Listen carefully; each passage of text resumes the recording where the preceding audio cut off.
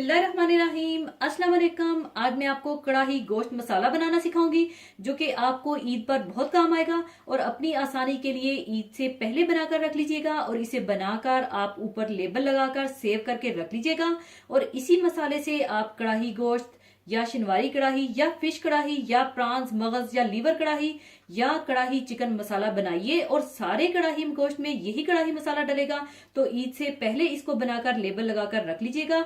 तो इसको बनाने के लिए हमें चाहिए होगा सुर्ख मिर्च पाउडर 1 टेबलस्पून और देगी लाल मिर्चें 1 टेबलस्पून। और देगी लाल मिर्चें क्या है? ये कलर वाली मिर्चें होती हैं जो कि तलहार मिर्चों को पीस कर बनाई जाती हैं। और कुटी लाल मिर्चें 1 टेबलस्पून, यानी इस मसाले में 3 किस्म की मिर्चें शामिल होंगी। और नमक 1 टेबलस्पून, गरम मसाला पाउडर 1 टेबलस्पून, हल्दी पाउडर 1 टीस्पून, साबुत धनिया 4 टेबलस्पून, साबुत जीरा भुना हुआ 2 टेबलस्पून, मेथी दाना 1 टेबलस्पून, स्ट्रिक एसिड या टाटरी 1/2 टीस्पून और काली मिर्चें साबुत 1 टेबलस्पून चाहिए होंगी। तो सबसे पहले आप कॉफी ग्राइंडर में साबुत धनिया, जीरा, मेथी दाना, स्ट्रिक एसिड और काली मिर्ची डालकर बारीक पीस लीजिए।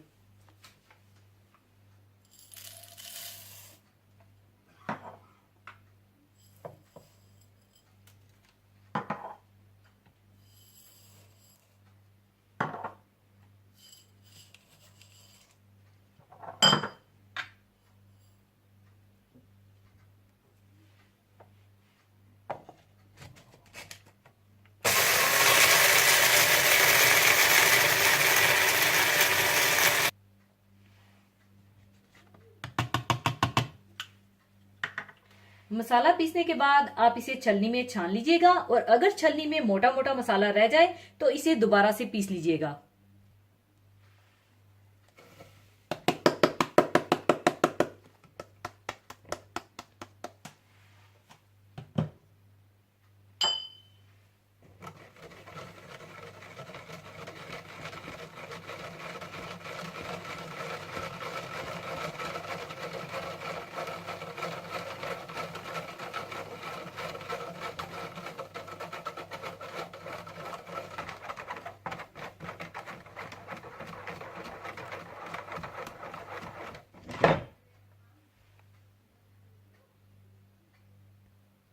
मसाला छानने के बाद फिर इसमें सुर्ख मिर्चें, देगी मिर्चें, कुटी मिर्चें, नमक, गरम मसाला पाउडर और हल्दी डालकर सारी चीजों को अच्छी तरह से मिक्स कर लीजिए।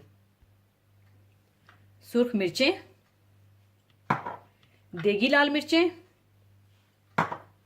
कुटी लाल मिर्चें, नमक, गरम मसाला पाउडर और हल्दी डालकर अच्छी तरह से मिक्स कर लें।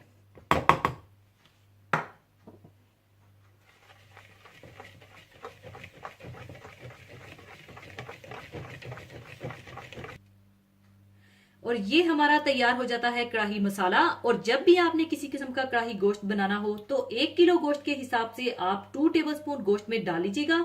और अब मैं इसे एयर टाइट डिब्बे में शिफ्ट कर लूंगी।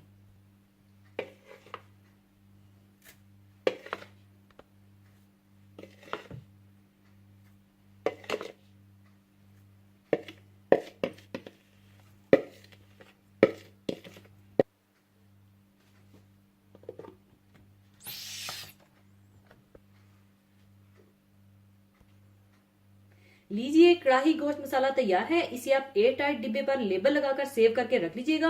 तो जरूर बनाइएगा। और जाने से पहले एक हदीसे पाक शेयर करना चाहूंगी। हदीसे पाक इस तरह से है। उम्मुल मोमिनीन हजरत आयशा सद्दीका रजी अल्लाह ताला अन्हा से रवायत है कि रसूलुल्लाह सल्लल्लाहु अलैहि वसल्लम ने इरशाद फरमाया कि ऐसा कोई दिन नहीं है जिसमें अल्लाह ताला बंदा को अरफा से ज्यादा आग से आजाद करता हो। यानी इस अरफा के दिन अरफात में अल्लाह ताला साल के तमाम दिनों के मुकाबला में सबसे बड़े और वसी पैमाने पर गुनाहगार बंदों की मगफिरत और जहन्नुम से आजादी का परवाना अता फरमाता है। और बिलाशुबा इस दिन अपनी रहमतों मगफिरत के साथ बंदों के करीब होता है। फिर फरिश्तों के सामने हज करने वालों पर फख्र करता है और फरमाता है कि ये लोग क्या चाहते हैं, ये जो कुछ भी चाहते हैं मैं इन्हें दूंगा। अरफा एक मखसूस जगह का नाम है और अरफात इसकी जमा है। ये मक्का मुकरमा से तकरीबन 25 किलोमीटर और मिना से तकरीबन 6 मील के फासले पर है। ये एक वसीओ अरीज मैदान है जो अपने 3 अतराफ से पहाड़ों से घिरा हुआ है और नवी जिल हज को भी अरफा कहते हैं। योम अरफा यानी मैदान अरफात में नवी जिल हज की दोपहर से 10वीं जिल हज की सुबह सादक तक कुछ देर का कयाम हज का रुकने आजम है, जिसके बगैर हज नहीं होता। ये अजीम इज्तिमा जो अल्लाह ताला के हजूर बंदों की हाजिरी का मंजर पेश कर रहा होता है, अल्लाह ताला को बेहद महबूब है और अल्लाह ताला अपनी पसंदीदगी का इजहार फरिश्तों के दरमियान इन अल्फाज में करता है कि ये मेरे बंदे किस मकसद से यहाँ जमा हुए हैं। ये यकीनन मेरी रहमत और मगफिरत की तलब और मेरे हुक्म की तामील का जज्बा ही है जो इन्हें यहाँ खींच कर लाया है। रहे गैर हाजी, उनके लिए अरफा का रोजा दरअसल उस दिन की इन रहमतों और बरकतों में शरीक और हिस्सादार होने ही के लिए जो अरफात में हुज्जाज पर नाजिल होती हैं, और इसका मकसद यही होता है कि अल्लाह के जो साहिब ईमान बंदे हज में शरीक नहीं हो सके वो उस दिन रोजा रख कर उस दिन की खासुल खास रहमतों और बरकतों में किसी दर्जे का हिस्सा लें।